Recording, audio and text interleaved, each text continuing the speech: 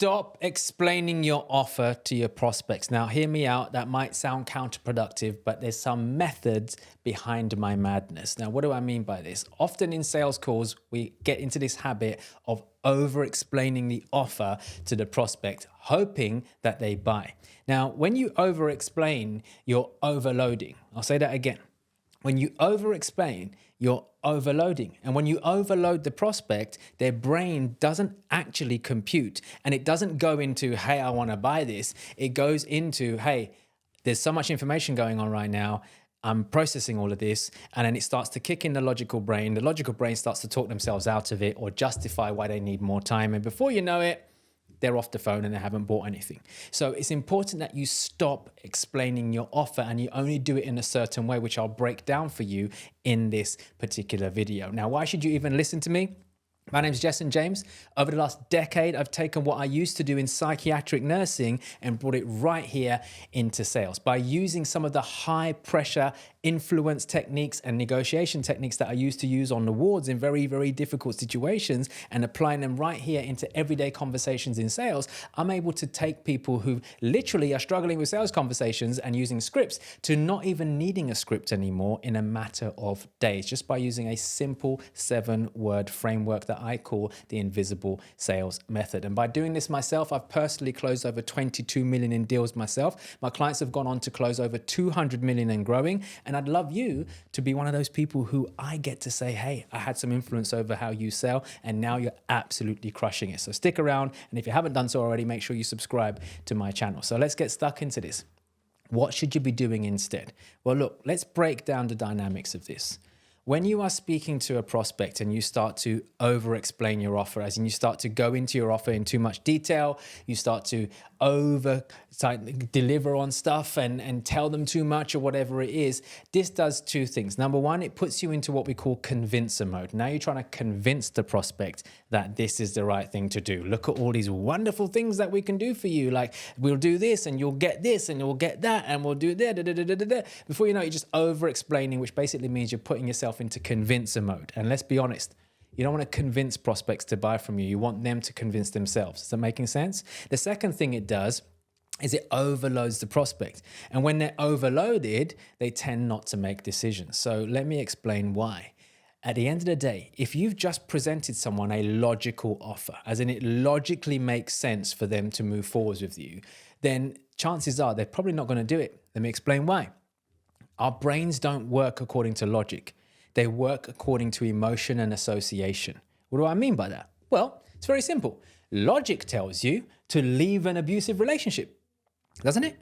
Like, logic tells you to leave an abusive relationship. If you're in a relationship where the other person is mentally or physically abusing you, logic tells you, get out of there, right?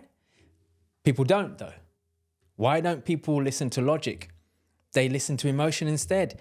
Logic tells them to leave, emotion keeps them there. Think about it. They go into, what if nobody likes me anymore? What if this person judges me? What if I never find love again? Like, all these things keep them stuck, which is why they stay stuck. So that just goes to show you our brains don't really work according to logic. Now in sales, we make decisions based on emotion, not logic. And I don't care who you're talking to. Someone might go, no, you need to present all the facts and the figures and this and that. I'll tell you now, show me anyone who's presenting an offer with facts, figures, freaking spreadsheets, and I'll tell you right now that that buying cycle is going to be a hell of a lot longer. I'm not saying it won't work. I'm just going to say it will take a hell of a long time. This is very common in corporate sales. In corporate sales, you've got to present a particular presentation, show them some stats, get them interested, and then you've got to sell them on the next logical step, okay? Because they need time to go and think about it as a board, all that kind of, and I get that. It's a completely different environment. It proves my point. The more information you give someone, the more logic you bring into play, the longer the sales cycle will be and the less likely people are going to buy, which is why I see so many people, especially in corporate sales, lose the sale because it drags on for so freaking long that they don't close the deal. And that's the same as everyday people right now. If you're a sales rep or you're a business owner closing your own deals, or maybe you manage a small team of people or a team of salespeople, you have to understand you need to get them away from talking to the prospect's logical brain and you need to start tapping into the emotional brain. And the only way you're going to be able to do that is if you take a logical offer and you link it to feelings instead. All right. So how do we do that? Well, look, if you've done your sales call properly, you would have gathered some information on the prospect as to what the problem is that they're currently going through. And more importantly, how is it actually a problem for them? What does that mean? Just because someone tells you they got a problem doesn't mean that you should overlay your description of what that problem is like over it. You need to find out, what does that mean? So for example, if someone jumps on a call with me and say, hey, look, my sales are down. Okay, for me, that means something different. For them, that means something different. I need to find out, what does that mean for them? So I will always ask someone whenever they say to me, hey, my sales are down. I say, oh, great. Well, thanks for sharing with me that your sales are down. Please, can you explain, how is that an actual problem? Like, I want to know. Tell me in your own words, okay? Now, if you've done this correctly, you would have brought out a lot of information around the problem. Now, when someone has a problem, it's usually linked to a feeling, right? If someone has a problem, there's a feeling attached to that. It could make them feel really, really down. It could make them feel stressed. It could make them feel anxious. It could make them feel nervous. It could make them feel worried. You've got to establish, what is the state, what is the feeling that is attached to that particular problem? Because once you've got that, you can bank it and you can use it later on. Because as you start to explore what their problems actually are, all you're going to do is listen out for the one or two big problems that they're going through that you know a particular part of your product or feature of your product can massively solve. Don't overload them with everything else that it does, because some of us get so excited and go like, we can do this, we can do this, we can do this, we can do this. It's too much. What you want to do is, once you've correctly listened to the prospect's problems, you've explored what they've tried already, you've explored what they want instead, all that kind of stuff, right? Once you've done all that fun stuff, then you want to now prescribe a solution for them, which is basically taking one or two parts of your particular product or service and linking it to the problems that they were going through.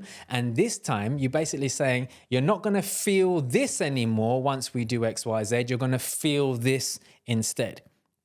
You can present them a logical offer, but you're showing them what they're feeling instead, not the feature. And I always say to people, sell feelings, not features. And if you're taking notes, write that down, circle it, tattoo it on your freaking forehead.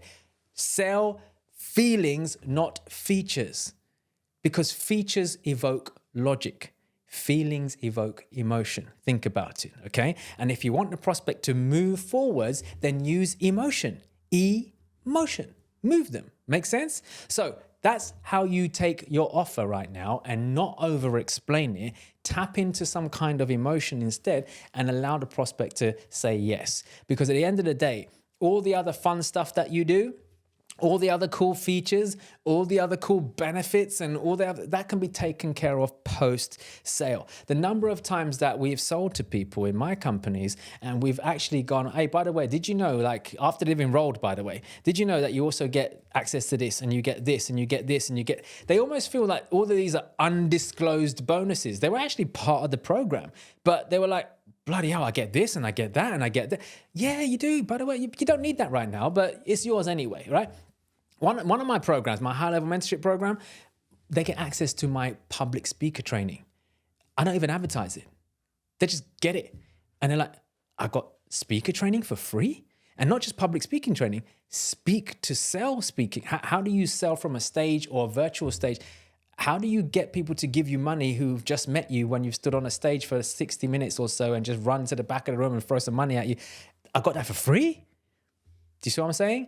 But if I brought that in on the sales call as one of the features, it'd be too much, because some people are like, I don't even want to be a public speaker. Does that make sense? So it's important that you just listen to the problems, what feelings do those problems create, how can you link particular parts of your product to a different feeling instead, and suddenly everything starts to change. Because if you've watched any of my previous videos, you'll hear me speak about undesired state and desired state, okay? When someone has a problem, it puts them into an undesired state. They don't want to feel like this anymore. What do they want instead? Desired state. They want to feel like this instead. And that's it. And at the end of the day, if you can take a prospect from undesired state, into desired state, which is the promised land, everything starts to change, because the key word there is state. State. It's got nothing to do with logic. So next time you feel like over-explaining your offer, you've got to ask yourself, where have I gone wrong over here? Have I not spent enough time exploring what the negative state is that the prospect is in, as in the problems that they're going through? What is it making them feel right now? Because what I should be doing is selling feelings, not features. That's what Jessens did, okay? Now, for those of you who remember this term, sell the sizzle, not the steak. What does that mean? It's got nothing to do with the steak. It's got nothing to do with the cut of the steak, how long it's been matured, how it was cooked. No. It's got everything to do with the feeling, the sizzle. When they bring out this beautiful steak and it's all nice and chopped up and it's the one that's sizzling and it comes out with 2 servers and they give you a glass of champagne with it and everyone in the restaurant's looking at you and you're feeling on top of the world because you are feeling like top dog.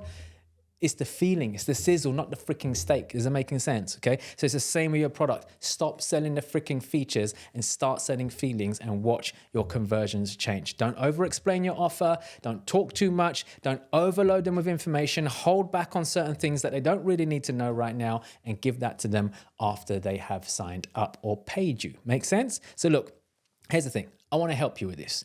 If you are listening to this right now and you want to get great at sales, not good, you want to get great at selling your own products and services or selling other people's products and services. If you're a sales rep, then listen up.